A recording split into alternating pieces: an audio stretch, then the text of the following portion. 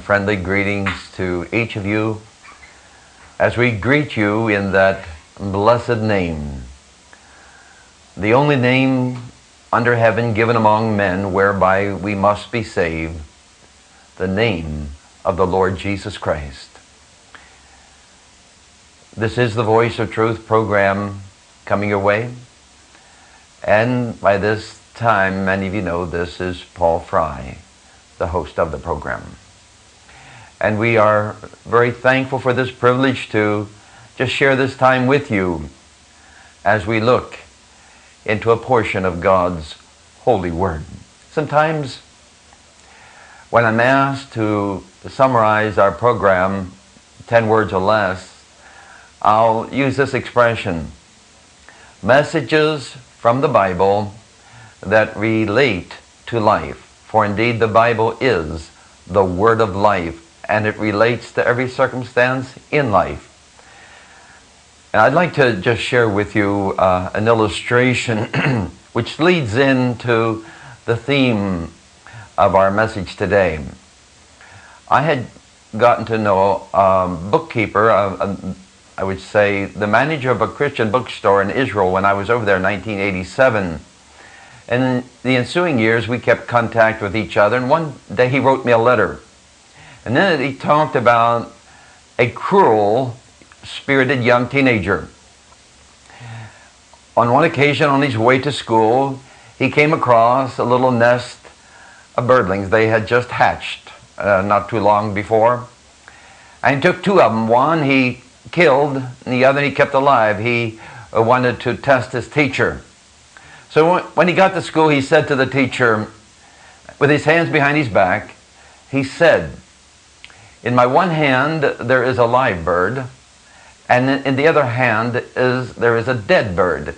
He said, "Now, which hand has the live one?"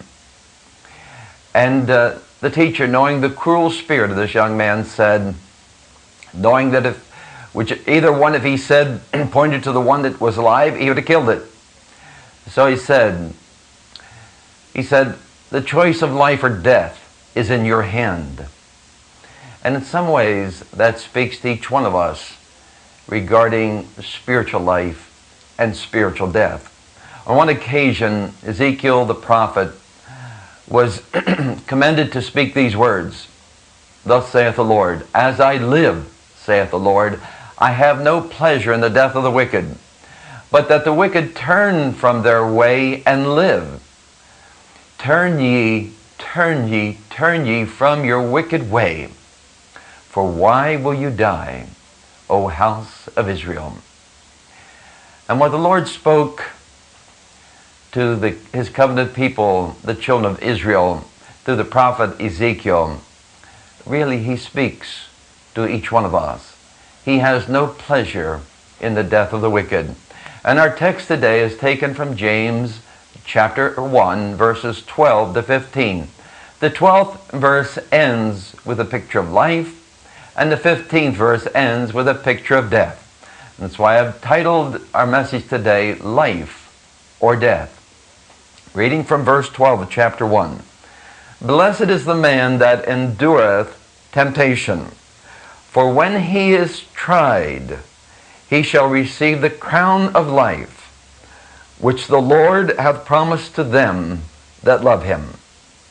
Life. Now verse 13, 14, and 15. We have another picture. "Let no man say when he is tempted, I am tempted of God.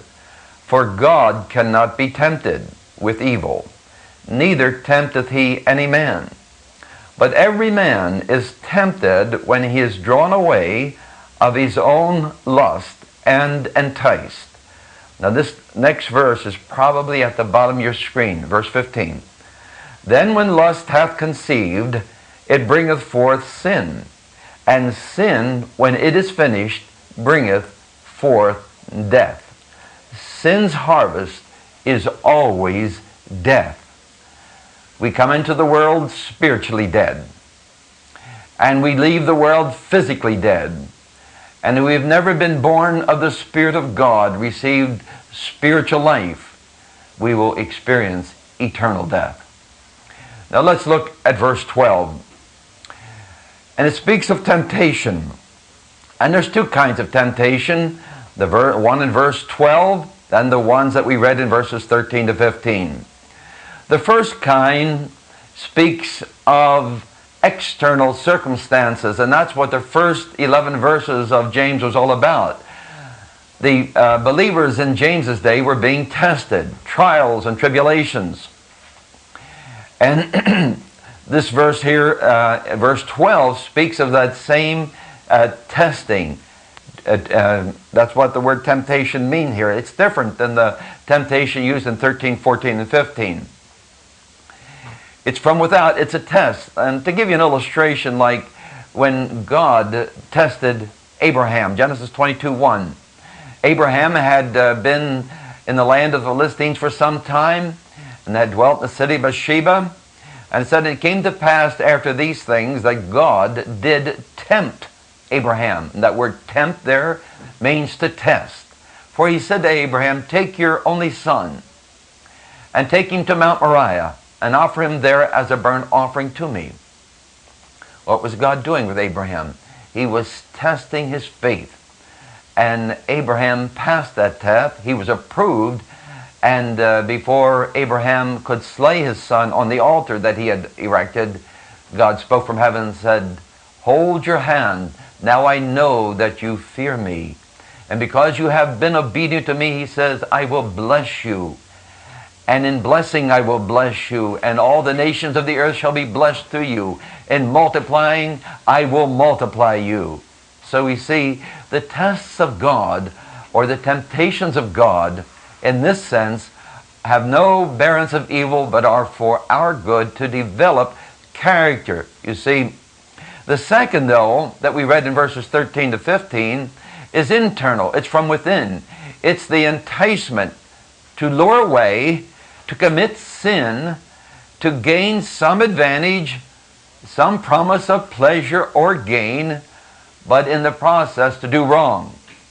And regardless of these two temptations, whether the one that is external, that is from God, or from the one that's internal, because of the sinful passions lurking in us and the temptations outside to arouse and excite the passions within, each one is common to man. 1 Corinthians 10:13 says, there has no temptation come upon you that is not common to man. It is inevitable in this life. You see, when sin came into the human race, then we know that the sinful heart of man was always subject to the external, or to the temptations without, because of the sin dwelling within. And so we see temptation is a fact of life. Now I'd like to talk about enduring temptation without in verse 12. Let me repeat again. Blessed is the man that endureth temptation, for when he is tried, he shall receive the crown of life, which the Lord hath promised to them that love him. First of all, it's character. It means to stay under. It is to stay under in the fortitude of disposition, mindset, perseverance, abiding, patience. It's the God-centered life and not the self-centered life, as in verses 13 to 15. For instance, let me illustrate Joseph. Joseph was a young man of 17. And he had a heart for God. And God revealed himself to Joseph. But his brothers were jealous of him. On one occasion, they were all together tending their father's herds and flocks in a place called Dothan. And they saw Joseph coming toward them. And the 10 brothers said, let us get rid of him once and for all. We can't stand his thinking he's better than the rest of us, because the Lord had given him several dreams. So when he came to them, they stripped him of his beautiful robe that his father had given to him. And they were going to kill him, but then they changed their mind. They threw him in a pit, and some Ishmaelite traders, Midianites, came by on their way to Egypt. They were tradesmen. They were selling merchandise, trading in merchandise. So they sold Joseph to these Ishmaelite traders. And they took him to Egypt, and there he's put